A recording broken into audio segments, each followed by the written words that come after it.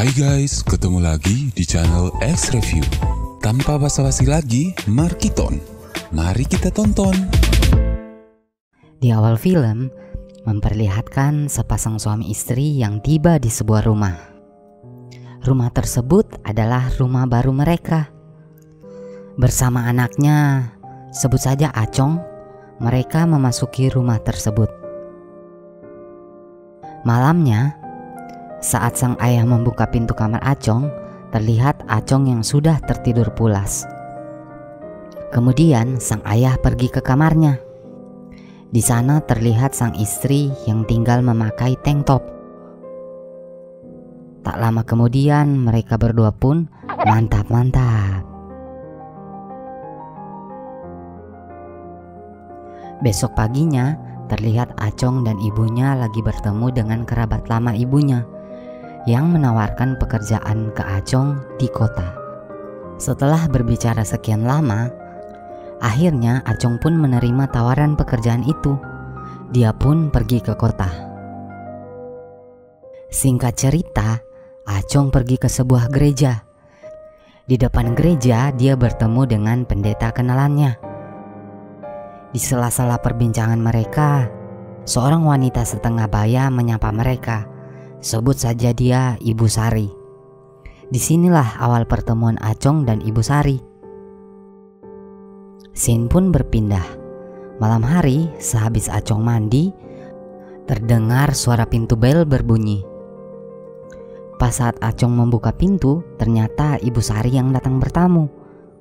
Singkat cerita, ternyata Ibu Sari adalah teman lama dari Ibu Acong. Dan dia sudah mengenal Acong saat dia masih kecil. Setelah Acong selesai mengganti pakaian, Ibu Sari pun yang merupakan tetangga baru Acong pamit pulang. Besok malam, Ibu Sari mengadakan jamuan makan malam bersama Acong dan ibu-ibu komplek. Saat makan, terlihat Ibu Sari sengaja menjatuhkan sendok. Dan secara spontan, Acong pun mengambilnya. Saat Acong coba menunduk, Ibu Sari pun menggoda Acong dengan membuka sedikit pahanya. Terlihatlah pakaian dalamnya oleh Acong. Nah, sehabis makan dan setelah ibu-ibu komplek pamit pulang, Ibu Sari mengajak Acong minum anggur bersama. Tak berapa lama, Ibu Sari menggoda lagi dengan menyuruh Acong membuka resleting gaunnya. Setelah terbuka, Ibu Sari pun balik badan dan menurunkan gaunnya. Terlihatlah 2 buah pepaya milik Ibu Sari. Tapi Acong menolak rayuan Ibu Sari. Acong pun kembali ke tempat duduk tadi. Ibu Sari yang telah mengganti pakaiannya pun mengikutinya. Singkat cerita, Ibu Sari yang kesepian pun melanjutkan aksinya. Setelah rayuan gombalnya dilayangkan kepada Acong, Acong pun lagi-lagi menolak dan langsung pulang ke rumah. Dan tidak terjadi mantap-mantap. Namun, besoknya Acong terbayang-bayang akan kejadian semalam. Mungkin karena tak tahan lagi dengan imajinasinya, dia pun langsung mendatangi Ibu Sari. Mereka saling berhadapan. Tiba-tiba tangan Acong langsung memegang pepaya Ibu Sari. Mereka berdua pun langsung mantap-mantap. Semenjak hari itu, Acong pun rajin pergi ke rumah Ibu Sari. Apalagi yang dilakukannya kalau bukan mantap-mantap. Bahkan sementara Ibu Sari lagi teleponan dengan ibunya, mereka pun sementara mantap-mantap. Scene pun berpindah, di mana ibu dan bapak Acong sedang mengunjungi Acong. Mereka mendapati Acong dan Ibu Sari lagi berjalan bersama. Malamnya, Ibu Sari pun diajak makan malam bersama. Terlihat Ibu Sari yang menjalankan aksinya lagi.